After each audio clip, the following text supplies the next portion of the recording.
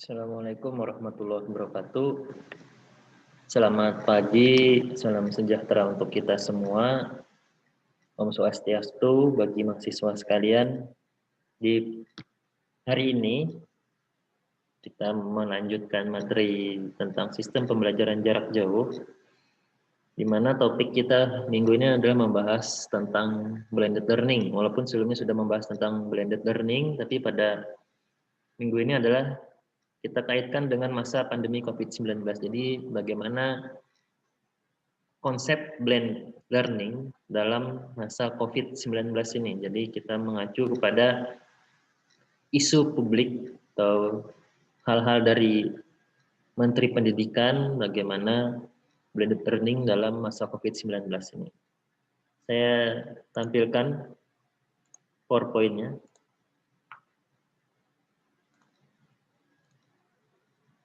Baik, perencanaan pembelajaran atau BDR, belajar dari rumah, blended learning selama masa COVID-19. Jadi di semester ini kita full satu semester itu membahas, atau maksud saya kuliah menggunakan teknik blended learning. Karena kita belajar dari rumah, BDR. Nah, jadi dalam pembelajaran ini ada pedoman. Pedoman kita adalah dari Surat Edaran Jenderal Sekjen nomor 15 tahun 2020. Apa itu? Kita bahas. Jadi sebagai seorang pendidik atau calon pendidik, itu ada kegiatan pokok seorang pendidik atau kegiatan pokok guru berdasarkan Permendikbud tahun 2018 pasal 3 ayat 1, di mana kegiatan pokok guru itu meliputi perencanaan pembelajaran. Jadi bagaimana seorang guru mengelola sebuah perencanaan dalam proses belajar mengajar. Sehingga sebelum masuk tahun ajaran baru, alangkah baiknya seorang guru adalah membuat sebuah rencana pembelajaran atau RPP selama pertemuan yang akan dia sampaikan, entah itu 10 kali pertemuan, 20 kali pertemuan, sebanyak jumlah minggu hingga akhir semester. Setelah merencanakan, kita menerapkannya, mengimplementasikannya. Jadi setelah tersusun rapi, seperti kita mau kuliah, kita kan berencana mau kuliah di sini. Sudah diterima, maka kita melaksanakan pembelajaran. Kita terapkan, misalkan kita menggunakan metode ceramah, maka itu bagian dari pelaksanaan. Atau menggunakan metode diskusi, maka itu bagian dari pelaksanaan. Kemudian setelah melaksanakan, tentu kita ingin mengukur kemampuan peserta yang kita didik, atau siswa atau mahasiswa. Apakah sudah sampai level paham, atau masih belum paham, atau bahkan tidak pernah masuk sama sekali. Maka perlu adanya penilaian dalam sebuah proses pembelajaran. Nah, setelah itu, tahu nilainya berapa, tahu hasilnya sejauh apa, kemampuannya seberapa bisa. Ada yang mungkin bagus, ada yang mungkin belum baik. Fungsi selanjutnya adalah kita sebagai seorang guru itu membimbing, sehingga adanya pembimbingan secara internal, intensif, dan terarah. Itu fungsi bagian dari pokok guru. Hal-hal tersebut wajib kita pahami. Kemudian jika dibimbing juga belum bisa baik ini siswa nih, kita arahkan seperti ini loh prosedur untuk melaksanakan atau untuk menyelesaikan sebuah tugas dari saya. Kan ikuti langkah 1, ikuti langkah 2, ikuti langkah 3.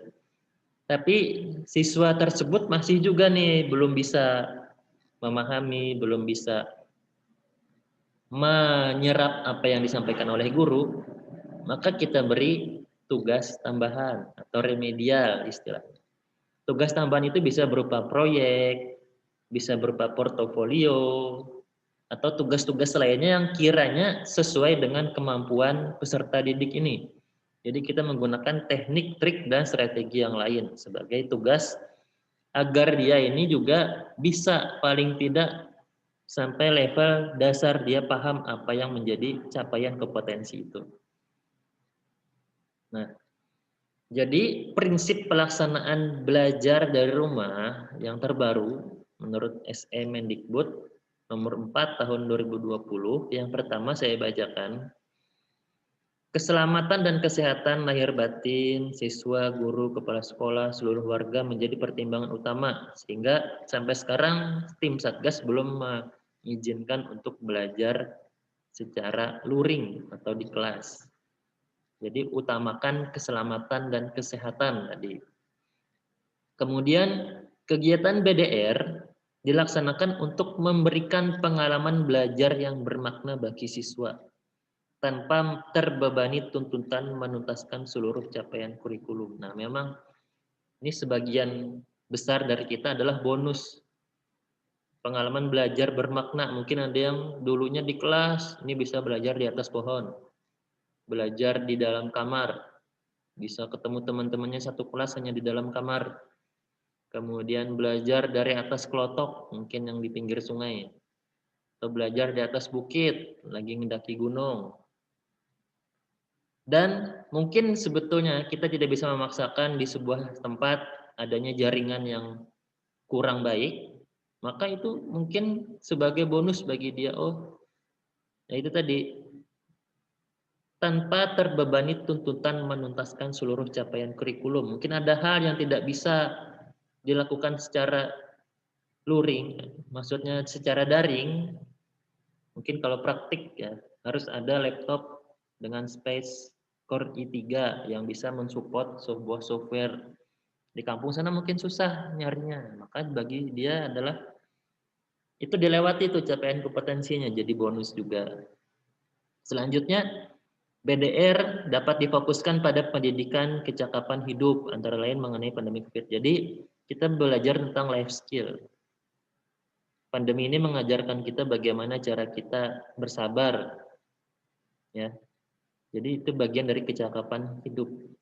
Bagaimana kita memahami situasi-situasi yang di luar kemungkinan. Jadi bagaimana kita cakap tanggap di dalam menanggap sebuah keadaan.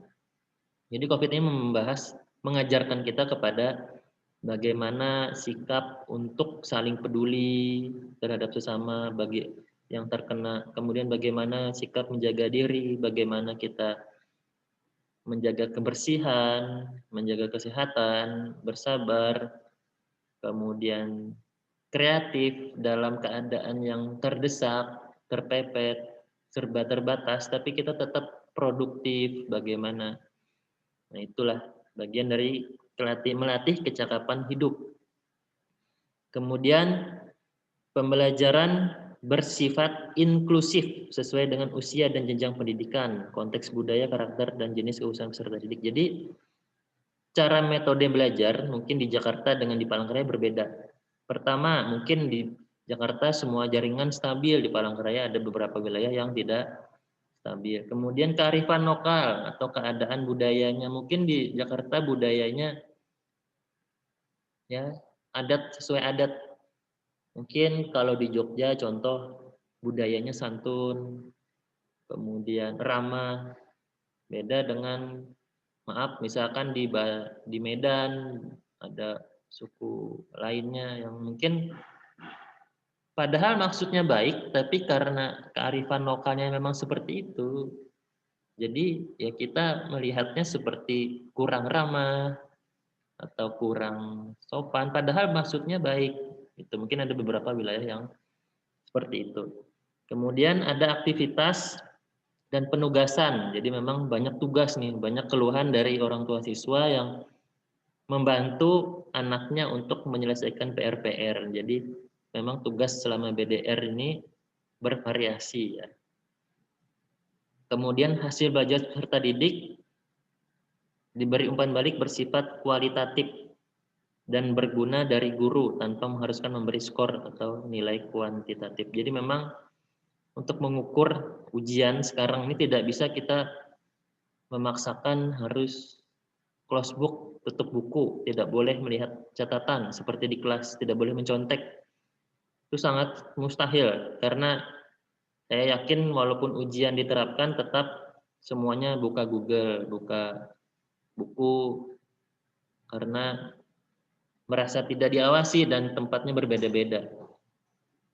Jadi kita mengukurnya dengan kualitatif, kita pengamatan bagaimana intensitas dia hadir, bagaimana dia merespon sebuah pertanyaan dari dosen atau dari guru, kemudian bagaimana dia memecahkan masalah, misalkan diberi kasus, kemudian bagaimana strateginya. Nah, itu kan tidak ada jawabannya, mungkin masing-masing individu tidak bisa copy paste. Kemudian terakhir mengedepankan pola interaksi dan komunikasi yang positif antar guru dengan orang tua. Jadi guru dan orang tua juga harus bersinergi dalam situasi seperti ini ya. Tidak bisa orang tua angkat tangan melimpahkan tugas kepada guru. Nah, maka dari itu saling merasakan posisinya. Oh, ternyata menjadi guru itu tidak mudah. Oh, ternyata jadi orang tua juga tidak mudah. Oh, dua-duanya nih jadi guru sekaligus orang tua juga sebuah tantangan yang tidak mudah. Tuh. Kemudian ini caranya bisa menggunakan laptop atau kita istilah milenialnya gawai, gadget. Bisa melalui radio, televisi seperti TVRI kan sekarang menyiarkan program-program pendidikan yang bisa dijangkau. Karena TV ini kan ke pelosok pun insya Allah zaman sekarang ini sudah ada televisi. Kemudian peran pendidik. Peran pendidik ya ini kita sudah paham mungkin sebagai guru ini tadi membuat mekanisme, kemudian membuat RPP, menghubungi orang tua, mungkin kalau anak SD, SMP kan masih perlu dibimbing. Kemudian prosesnya dipastikan apakah ada persiapan, ada refleksi, ada materi dan ada tanya jawab. Kemudian bila tanpa tatap muka, guru harus berkoordinasi dengan orang tua untuk tugas-tugas karena tidak bisa kita paksakan tugas itu harus selesai hari ini. Mungkin situasinya kita pahami bagaimana situasi di rumah. Merekap tugas, kemudian konten reaksional. Jadi muatan tugasnya harus ada kaitannya juga dengan pembelajaran kecakapan hidup. Nah, kemudian medianya bisa media e-book, media televisi, atau radio. Langkahnya ini sudah kita bahas, ada tadi membuat RPP, kemudian kegiatan pembelajaran, kemudian penilaian. Perannya peserta didik, ya kita sebagai misalkan mahasiswa ini, perannya adalah menyiapkan perangkatnya dari buku, laptop, handphone, dapat berkomunikasi dengan guru baik menggunakan media sosial atau secara telepon. Orang tua juga tahu perkembangan pembelajaran peserta didik atau anaknya. Kemudian ruangannya nyaman, baik itu di rumah, di kafe, di kebun, di tempat lain yang dirasa nyaman. Kemudian aktif, tugas selesai, dan adanya apa ya? Habis belajar, ini saya mau ngapain? Ada goalnya. Jadi itu penting dalam peserta didik memahami sebuah pembelajaran dalam situasi daring seperti ini. Bagaimana RPP dalam satu semester? Nah, RPS itu sama, baik dalam situasi luring maupun daring, hanya mungkin teknik penyampaiannya yang berbeda.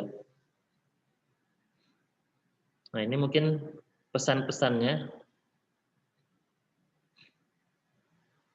dalam bentuk matriks RPP-nya. Kemudian direncanakan dalam satu semester menghitung beban kerja guru dan siswa. Kemudian tidak berlebihan. Artinya kuis itu dapat selesai ketika jadwal jam pelajaran selesai. Jadi tidak terlalu banyak. PR-nya juga rasional, jangan setiap minggu tugas. Itu juga stres nanti peserta didik. Gitu. Nah nanti tugasnya mungkin nanti kalian suatu saat membuat RPS atau RPP, jadi rencana pelaksanaan pembelajaran. Baik itu bisa dilaksanakan 1 semester atau selama 1 kali pertemuan. Itu apa yang mau disampaikan. Itu dari Bapak tentang teknik-teknik pembelajaran blended learning di era COVID. Mudah-mudahan bisa dipahami karena kita sendiri sudah menerapkan teknik blended ini dalam perkuliahan dan kita sudah mengimplementasikannya, sudah praktik. Hanya saja sekarang memahami konsep strategi, fungsi, serta bagaimana nantinya kita mengelola sebuah e-learning itu. Karena e-learning ini pilihan, bisa ada yang menggunakan LMS, ada yang menggunakan Google, ada yang menggunakan media-media web lainnya. Itu bagaimana si pengajar familiar terhadap e-learning yang disampaikan. Itu dari Bapak, terima kasih. Kita masih ada 1 kali pertemuan lagi. Nanti kita membahas tentang pedagogi guru. Untuk video selanjutnya nanti saya share lagi. Dan selanjutnya kita adalah ujian akhir semester. Terima kasih atas perhatiannya. Semoga semuanya selalu sehat. Jangan lupa selalu fit. Jaga kondisi tubuh, pikiran, hati. Karena semuanya jika dijalani dengan keadaan yang kurang bahagia juga hasilnya nanti kurang sip. Jadi banyaklah bersyukur dan selalu berpikiran positif. Terima kasih. Assalamualaikum warahmatullahi wabarakatuh.